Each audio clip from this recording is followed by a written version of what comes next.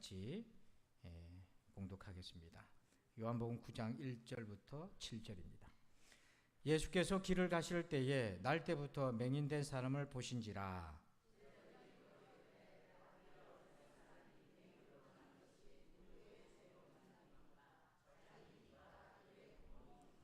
예수께서 대답하시되 이 사람이나 그 부모의 죄로 인한 것이 아니라 그에게서 하나님이 하시는 일을 나타내고자 하심이라.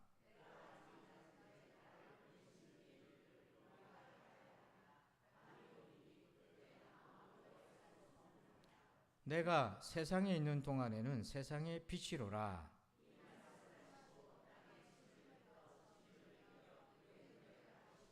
다 함께 이르시되 실로암 못에 가서 씻으라 하시니 실로암은 번역하면 보냄을 받았다는 뜻이라. 이에 가서 씻고 밝은 눈으로 왔더라. 아멘. 할렐루야. 오늘 제목을 같이 한번 읽어봅시다. 시작. 저희 지방에 시인 목사님이 계신데요. 그 목사님과 함께 어딜 가면 같은 자리 같은 곳을 보더라도 그분 보는 게 달라요.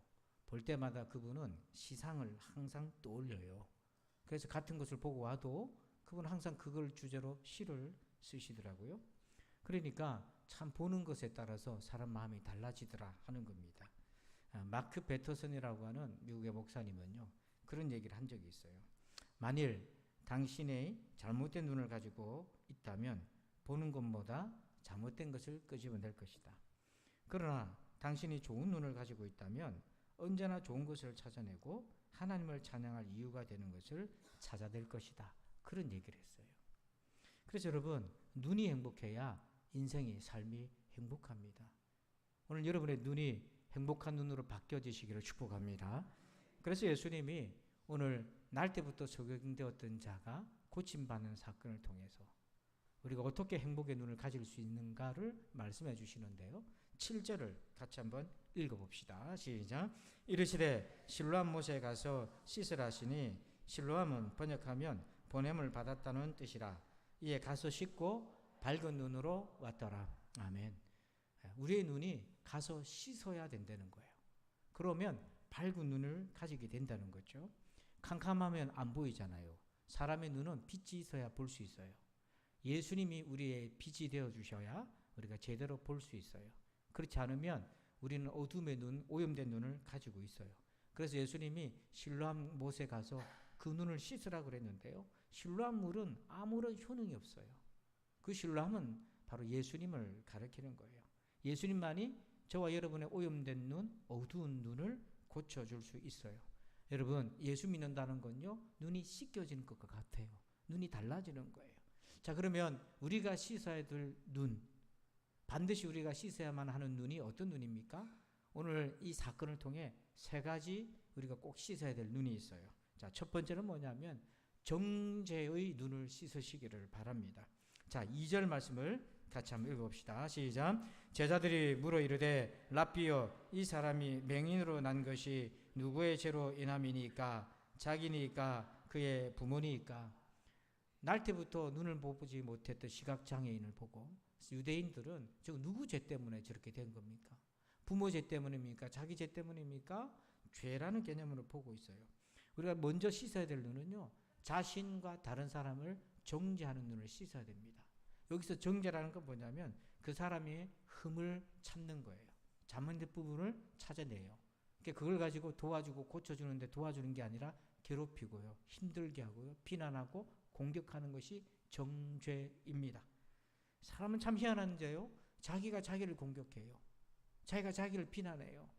자기 정죄에 빠지게 돼요. 뿐만 아니라 다른 사람도 그렇게 하는 것입니다. 지금 날 때부터 소경된 사람이 눈을 떴어요. 고침을 받았어요. 이 놀라운 기적 속에서 사람들이 그 기적 가운데 나타난 하나님의 은혜와 그리고 그 놀라운 은총을 발견해야 되는데 어떻게 접근하냐면 그 과정 속에서 예수님이 불법을 저지르지는 않았는지를 찾아내려고 득달같이 바리새인들, 서기관들, 유대인 지도자들, 유대인들이 달려들었습니다. 그래서 이 사람들이 고침받은 그 당사자와 부모를 불러다가 무려 4번이나 똑같은 질문을 던져요. 자, 10절 보십시다. 그들이 묻되 그러면 내 눈이 어떻게 뜨졌느냐? 어떻게 뜨졌느냐? 그 과정을 좀 소상히 설명해 달라. 19절에는요. 부모를 불러서 이렇게 물어요. 이는 너희 말에 맹인으로 났다 하는 너희 아들이냐? 그러면 지금은 어떻게 해서 보느냐?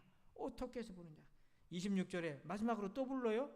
맹인을 불러서 그들이 이르되 그 사람이 내게 무엇을 하였느냐? 어떻게 내 눈을 뜨게 하였느냐?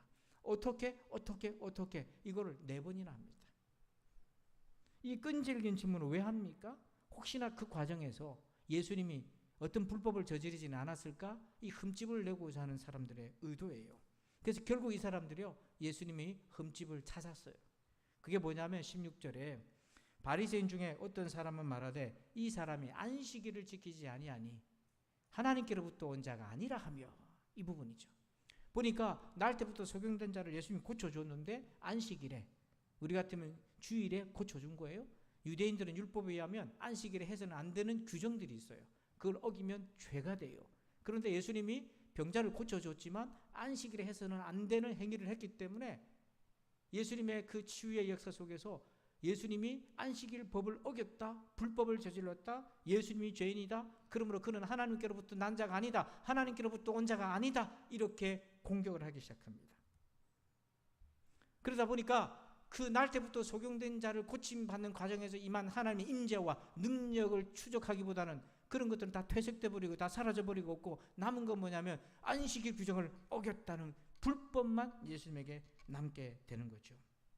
이처럼 우리도 누군가에 대해서 흠집을 내고 허물을 찾기 시작하고 그 죄를 찾아서 자꾸 들추고 그걸 도와주려고 하는 순수한 의도가 아니라 그걸 가지고 괴롭히고 못살게 굴고 공격하고 비난하고 깎아내리고, 나를 향해서도 그렇고 다른 사람을 향해서도 그렇게 한다면 여러분, 그렇게 하는 여러분의 눈은 없습니까?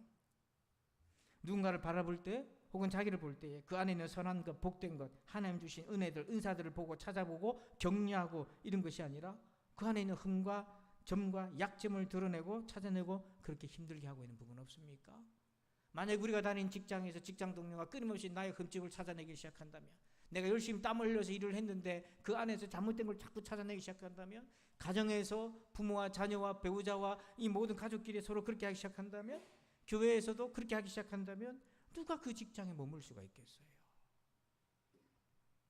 그런데 문제는요, 지금 우리나라 대한민국 사회가 이런 일을 벌이고 있어요. 정의란 이름으로 이런 일들을 자꾸 하고 있는 거예요. 그런데 예수님을 믿으면 이 눈이 씻겨지는 거예요. 왜냐하면 예수님이 우리 가운데 빛이시기 때문에 예수님의 눈으로 보게 만드는 거죠. 그래서 빌립보서 2장 3절을 한번 읽어봅시다. 시작. 아무 일에든지 다툼이나 허용을 하지 말고 오직 겸손한 마음으로 각각 자기보다 남을 낮게 여기고, 겸손한 마음을 가지고 다른 사람과 비교하지 않아요. 비교해서 우월하려고 하는 것이 아니라 겸손하게 다른 사람을 나보다 더 나은 사람으로 여기기 시작하는 거예요. 존중해주기 시작하는 거예요. 예수님이 하나님의 본체이시지만은 그걸 버리고 인간의 모습, 그것도 신분도 그렇게 인간의 목수의 아들로 오셔서 우리를 섬기셨듯이요, 우리가 그렇게 예수님 본을 받고 다른 사람이 나보다 더 나은 모습을 찾아보는 거죠. 베드로전서 3장 8절 보니까 마지막으로 말하노니 너희가 다 마음을 같이하여 동정하며 형제를 사랑하며 불쌍히 여기며 겸손하며. 여러분, 우리 주변의 형제들이요 다 잘하지는 않잖아요. 잘못한 부분, 부족한 부분도 분명히 있습니다. 그런 걸 볼 때에 그걸 긁어내어서 흠집을 해서 공격을 하는 것이 아니라 불쌍히 여기고, 그럼에도 불구하고 사랑하고 동정하고 같은 마음을 느끼고 공감하고, 그리고 겸손하다는 말이 뭐냐면 끝에 나도 그렇게 될 수 있다, 나도 저 사람처럼 넘어질 수 있다는 그 겸손함을 가지고 판단하지 아니하면서 설령 부족한 부분이 보이더라도 그렇게 함께 갈 수 있는 그 눈, 오늘 예수님의 그 은혜 안에서 정죄하는 눈이 씻겨지기를 축원합니다. 두 번째는요, 두려움의 눈을 씻으시길 바랍니다. 자, 18절에요 부모를 불러다 놓고 얘기를 합니다. 유대인들이 그가 맹인으로 있다가 보게 된 것을 믿지 아니하고 그 부모를 불러 묻되, 유대인들은요 예수님이 사기친 줄 알았어요. 그 사람하고 짜고 사고친 줄 알고 안 믿었어요. 그래서 부모를 불렀어요. 정말 날 때부터 소경된 자가 맞냐? 하고 확인하고 그 과정을 묻습니다. 그런데 부모의 반응이 좀 이상해요. 21절 한번 읽어볼까요? 시작. 그러나 지금 어떻게 해서 보는지 또는 그가 그 눈을 뜨게 하였는지 우리는 알지 못하나이다. 그에게 물어보소서. 그가 장성하였으니 자기를 말하리이다. 여러분, 자기 아들이요, 태어날 때부터 앞을 못 보던 아들이 눈이 떴잖아요. 그러면 얼마나 기쁘겠습니까? 그래서 예수님이 그렇게 하셨습니다 하고 담대히 얘기하고 간증하고 하나님께 영광을 돌려야 되는데 그 말 안 합니다.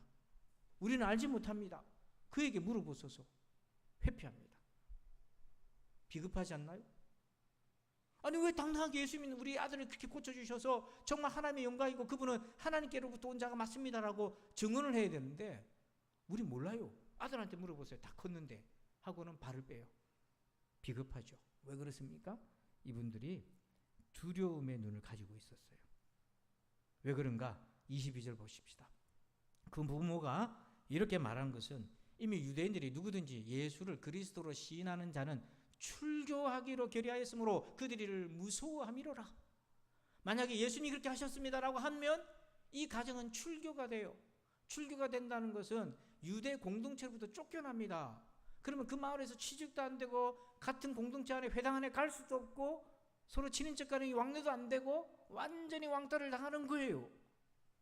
가장 극심한 사회적 형벌이 그들에게 임하는 겁니다. 그래서 이 두려움의 눈에 사로잡혀가지고 말 못하며 아들한테 물어보세요 하고 밀어버립니다. 우리가 두 번째 씻어야 될 눈이 바로 이 두려움의 눈이에요. 우리도 두려운 것이 자꾸 보여요. 거기에 자꾸 눈이 가요. 거기 마음이 뺏겨요. 근데 한 가지를 분별은 해야 됩니다. 유익한 두려움이 있어요. 그러니까 조심하고 넘어질까 조심하고 사고 날까 조심하고 그래서 우리 안전을 도모하고 그래서 이거는 유익이 되는 거지만 우리가 조심해야 될, 씻어야 될 두려움의 눈이 뭐냐면 그것 때문에 그걸 두려워해서 하나님으로부터 멀어지는 것을 말합니다. 그 두려움의 눈을 씻어야 돼요. 그걸 두려워해서 하나님께 가까이 못 가고 멀어지는 거죠. 그래서 로마서 8장 18절에 보면 생각하건대 현재의 고난은 장차 우리에게 나타날 영광과 비교할 수 없도다. 현재의 고난, 성도들이 예수 믿는다는 이유로 핍박을 많이 받았어요. 그래서 예수님을 배신하고 떠난 사람들이 많았어요. 그래서 바울이 이 말씀을 한 겁니다. 출교당하는 것뿐만 아니라 이방 지역에서 믿으면 핍박과 박해를 받게 돼요. 재산도 강탈되고 형벌도 받고 구타도 당하고 이런 일이 생깁니다. 근데 여러분 인생에도 고난이 있잖아요. 근데 고난 자체보다 그 고난을 통해 우리에게 틈탄 두려움을 조심해야 돼요. 그 두려움에 잡히면 현재의 고난이요 정말 내가 저항하기 불가능한 것처럼 커 보여요. 두려움은 우리가 안고 있는 그 고난을 확장시켜버리고 과대 포장하고 그래서 우리가 감당할 수 없게 만들고 그래서 사람으로 하여금 극단적인 선택을 하게 만듭니다. 극단적이라는 게 뭐냐면 생과 사로 모든 걸 보게 만드는 거예요. 인간의 뇌는 동물적인 그 본성이 두려움에 사로잡히면 가동이 됩니다. 그때부터는 사람이 보는 게 어떻게 보냐면 사느냐 죽느냐 문제, 생존의 문제로 딱 보게 돼요. 그래서 이 고난에 올 때 두려움에 잡히면 나 이거 못 살겠다 하고는 죽음을 선택하는 이유가 바로 거기에 있어요. 극단적을 조심해야 돼요. 여러분 생과 사 사이에 수많은 선택지가 거기에 다 있습니다. 그런데 극단적이 되면 수많은 틈새에 있는 선택지를 못 보게 만들고 나 못 살겠다 하고 이렇게 극단적으로 가게 되는 거죠. 저도 이 말씀을 준비하다가 제 마음을 이렇게 쭉 감찰해 보니까 조명해 보니까 제 안에도 그런 게 너무 많아요. 아마 여러분도 그럴 겁니다. 힘든 일과 두려움이 겹쳐지면 생각이 생과 사로 나눠지고 동물적 본능으로 바뀌어져요. 이걸 조심해야 돼요. 이렇게 되면 이 두려움의 눈이 뺏기면 이 두려움과 고난과 비교도 되지 않은 장차 우리에게 나타날 영광, 영원한 구원, 하나님의 축복 이런 모든 것들을 다 잃어버리게 되는 것입니다. 그래서 두려움의 눈을 씻어야 된다는 거예요. 근데 특히 두려움은요 생각을 마비시켜요. 동물들은 생각 안 하거든요. 본능적으로 움직이거든요. 사람이 그렇게 돼버려요.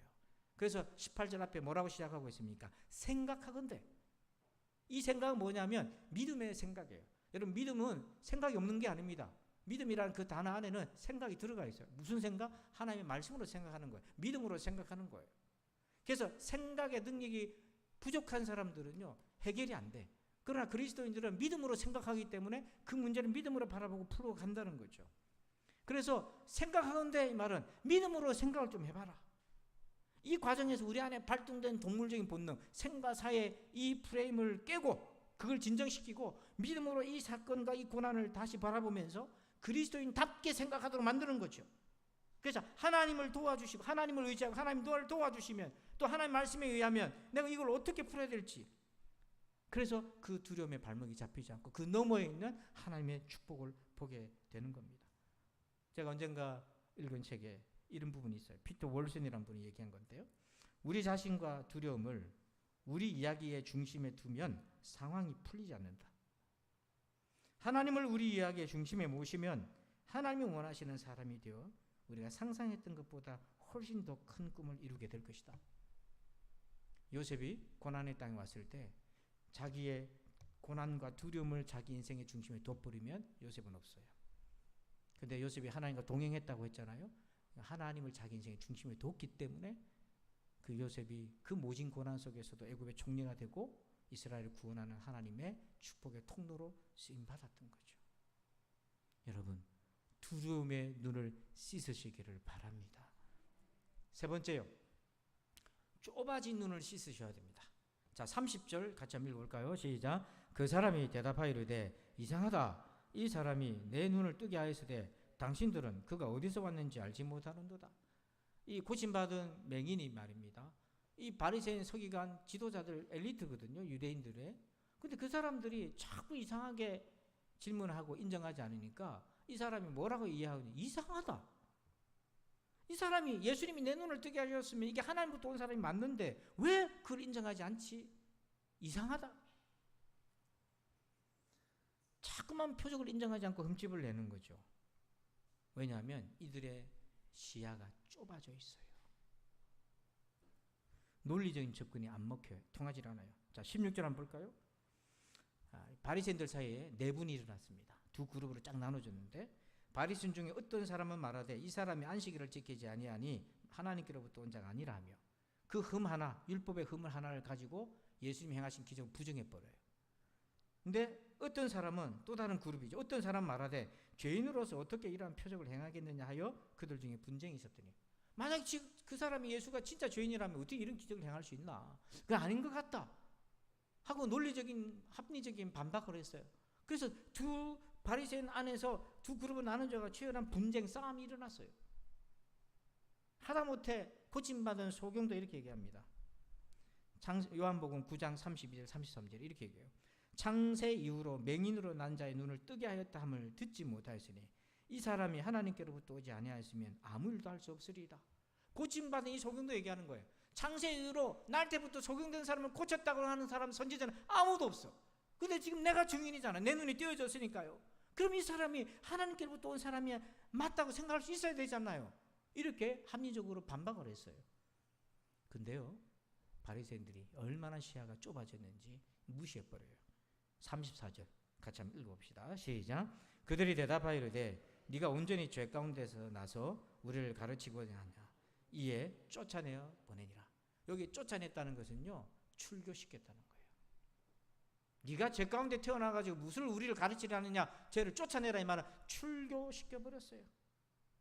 지금 내가 보고 싶은 것만 보는 기울어진 눈을 가지고 있고 좁은 자기 생각을 절대화시키고 과도한 확신 가운데 이 쉽게 꺾이지 않는 고집을 보세요. 왜 이런 어둠이 우리에게 찾아왔습니까?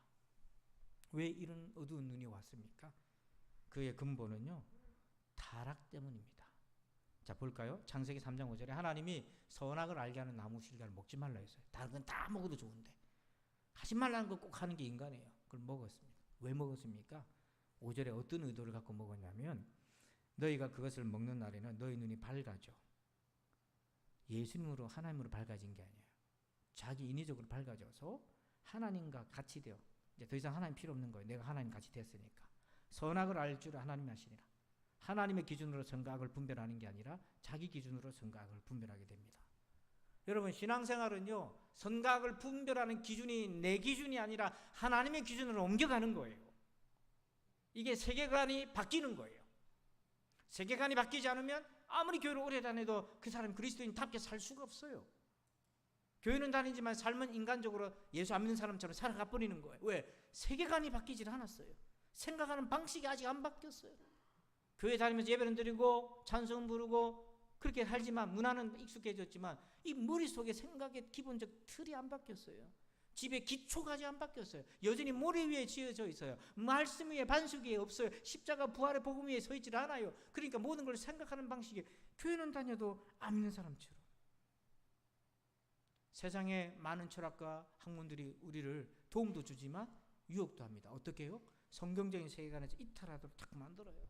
우리 청년들의 고민이 뭐냐면 세상에서 배우는 게 인간은 진화론, 우연하게 태어났고 인간이라는 존재는 그렇게 유물론적으로 영혼은 없고 죽으면 끝이고 이런 생각과 사상들이 학교 학문이나 모든 것에 배어 있어요.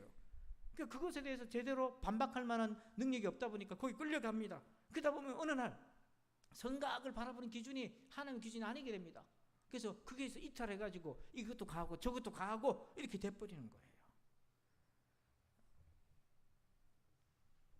아이러니하게 진화론의 문을 열었던 찰스 다윈이 이런 얘기를 했습니다. 지식보다 더 자주 자신감을 낳는 것은 무지다. 우리가 어떤 자신감을 갖고 나가잖아요. 거기는 무지가 기반으로 한 자신감일 가능성이 매우 많다고 얘기하는 겁니다. 이 좁아진 눈을 예수님의 이름으로 씻어야 돼요. 그래서 예수님이 이렇게 얘기하셨어요. 예수께서 요한복음 9장 3절에 대답하시되 이 사람이나 그 부모의 죄로 인한 것이 아니라 그에게서 하나님이 하시는 일을 나타내고자 함이라. 하나님이 하시는 일이 있다. 그걸 봐야 된다. 근데 이 바리새인들, 유대인들은 시력이 좁아져 가지고 그거 못 보고 흠집만 자꾸 찾아다니고 그것에 대한 과도한 확신에 집착해서 이거 못 보는 거예요. 제가 말씀 준비하다 하나님 주신 영감이 하나 있었어요. 그 영감을 표로 이렇게 만들어 봤는데요. 위에는 내가 한다, 내가 모른다. 나에 대해서 내가 아는 부분이 있고 내가 모르는 부분이 있고 나 자신에 대해서. 여기 한쪽에는 하나님이 아신다, 하나님 모르신다. 나에 대해서. 하나님 나에 대해서 모르시겠어요? 침묵하시는 거죠. 이렇게 해가지고 4분면으로 이렇게 조명을 해보면, 조합을 해보면 1분면을 보세요. 1은 뭐라고 되냐면 내가 나를 알고 하나님도 나를 아신다. 이건 하나님 앞에 내가 숨김이 없어요. 투명한 거예요. 솔직한 거예요. 그런데 2분면을 보세요. 나는 나에 대해서 알고 있어요. 근데 하나님 모르신다 이 말은 하나님께 고백을 안 하는 거죠. 이게 뭐예요? 숨기는 거예요. 이런 영역이 우리 안에 있어요. 3번을 보세요. 내가 몰라 나에 대해서. 근데 하나님 알고 계세요. 그러면 하나님이 어떻게 도와주셔야 되냐면 조명을 해주셔야 돼요. 그래서 내가 모르는 나에 대해서 깨닫게 해주셔야 돼요. 내가 모르는 나의 모습을 하나님이 알고 계시잖아요. 이게 맹점이에요. 이게 우리 발목을 잡는 거죠.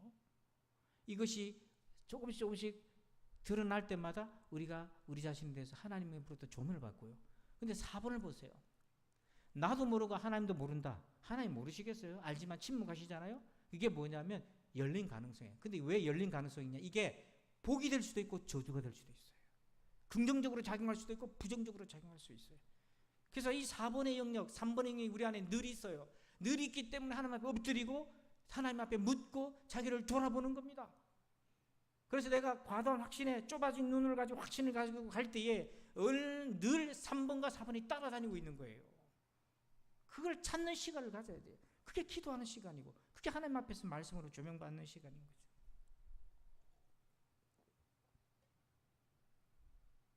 확신은요, 긍정적인 확신도 있고 부정적인 확신도 있어요. 죽겠다는 것도 부정적인 확신이 있으니까 그걸 뛰어가는 거고요. 살겠다는 건 긍정적인 확신이 있으니까 그렇게 뛰어가는 거죠. 근데 사람은 누가 가르치지도 않았는데 부정적인 확신을 많이 갖죠. 그때 여러분 멈춰서 스탑해서 나의 맹점, 하나님이 나에 대해서 알고 있는 것, 근데 나는 모르는 거 보여주세요. 나는 모르는데 하나님이 침묵하고 계신 부분이 있어요. 그 왜 침묵하는지 알 수 없지만 내가 하나님 앞에 더 가까이 나오기를 기대하셔서 그런지 그렇게 묻게 되면 이 4번의 열린 가능성은 복이 되고 긍정적으로 작용할 것입니다. 그러나 묻지 않고 의지하지 않으면 이 4번 때문에 망하는 길로도 갈 수 있어요. 일본의 오사카에 가면 오사카 성결교회가 있는데요. 거기서 이제 사역을 하고 있는 선교사님을 만났습니다. 간증을 하시는데요. 일본은 땅값이 매우 비싸요.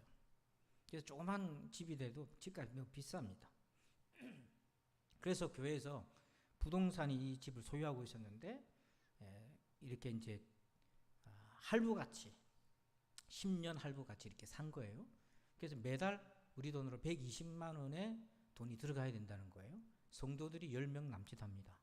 선교사님 가정 포함해서 매달 120만 원 어떻게 갚습니까?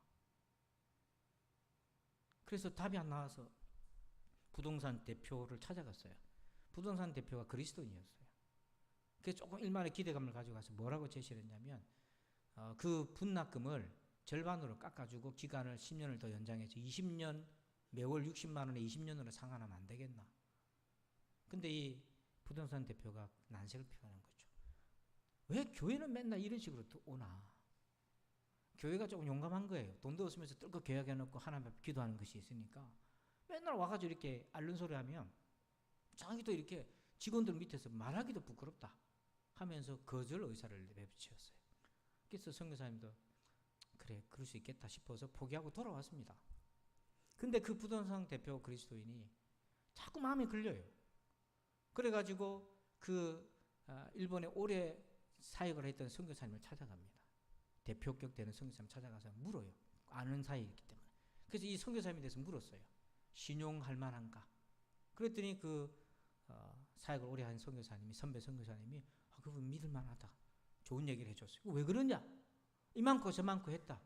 그러니까 이 선배 선교사님이 딱 듣다가 그 부동산 집사님 대표 보고 이렇게 눈을 보면서 네가 절반 갚아주면 안 되나?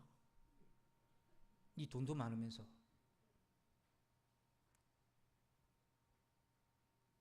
직원들 눈치 보기 창피하다고 하면 네 돈으로 대신 반은 대주면은 직원들 뭐 고민할 것도 없이 되는 거 아니냐. 그렇게 얘기해 준 거예요. 그 돌아와서 이분이 가만히 기도를 하는데 그렇게 해야 되겠다는 결심이 섰더래요. 그래서 선교사님 불러가지고 매달 60만 원만 내요. 60만 원 감당이 되니 60만 원만 내세요. 나머지는 내가 내고 갚든지 말든지 그건 알아서 하는데 어쨌든 그렇게 하시오. 그 놀라운 일이 일본 사람들이 그렇게 안 하는데 그게 열린 거예요. 그때부터 이 선교사님이 믿음의 눈이 열려요. 그래서 매사를 볼 때 뭐예요? 믿음의 눈으로 보니까 삶이 행복해지기 시작하는 거예요. 일본이라는 나라에서 선교한다는 거 얼마나 힘든지 모릅니다. 온 천지 귀신천지인데요. 절망하기 쉽고요. 낙심하기 쉽고요. 수많은 일본 목회자와 선교사들이 우울증이 걸리기 쉬워요. 근데 믿음의 눈으로 보니까 믿음으로 살게 되는 거죠. 요한복음 9장 7절에 이에 가서 씻고 밝은 눈으로 왔더라. 여러분 우리 눈을 씻어야 됩니다. 예수님께 씻으시길 바랍니다. 씻어야 돼요. 그 눈 갖고 안 돼요. 씻어야 돼요. 무슨 눈을 씻으란 말인가? 세 가지. 첫 번째, 자신과 다른 사람을 비난하는 정죄 눈을 씻으세요. 두 번째, 두려움에 다른 것들을 못 보는 두려움에 사로잡힌 눈을 씻으시길 바랍니다. 세 번째, 좁아진 눈, 자기 기준의 눈, 좁아진 그 확신의 눈을 씻어서 하나님의 시야로 나오셔야 돼요. 그래서 오늘 눈이 행복해야 삶이 행복합니다. 저와 여러분의 눈이 행복해서 우리 모두의 인생이 행복해지기를 주의 이름으로 축원합니다. 아버지 하나님, 우리의 이 오염되고 타락한 눈을 씻을 수 있는 분은 오직 예수 그리스도뿐인 것을 고백합니다. 빛으로 오신 예수님, 우리 안에 거하셔서 우리의 시력의 빛이 되어 주시옵소서. 오염되고 타락하고 왜곡된 눈으로 살지 않게 하여 주옵소서. 오 주여, 우리가 소경입니다. 오 주여, 우리가 소경입니다. 정죄의 눈에 갇힌 소경이요, 두려움에 갇힌 소경이요, 좁은 자기 확신에 갇힌 소경이나이다. 우리의 눈을 열어 주시옵소서. 예수님의 이름으로 기도하옵나이다. 아멘. 우리 다 함께 자리에 일어나셔서 우리 송영 1장을 찬송 바로 오늘은 하겠고요. 이어서 기간 원례를 하겠습니다.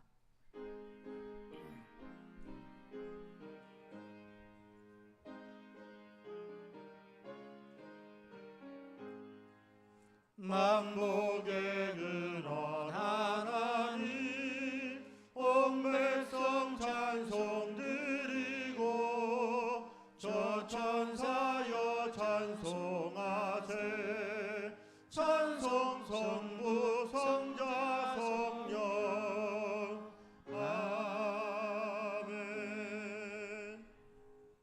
이제는 우리 구주 예수 그리스도의 은혜와 하나님 아버지의 그 크고 놀라우신 사랑하심과 성령님의 감화감동 교통의 충만하심의 역사하심이 실로암에 가서 눈을 씻고 밝은 눈으로 삶의 자리로 돌아오며 이제 그렇게 눈이 행복하고 삶이 행복해지는 인생으로 나아가기를 결심하고 소망하고 그렇게 헌신하기를 원하는 우리 모두들 위해 이제부터 영원토록 함께 계실지어다. 아멘.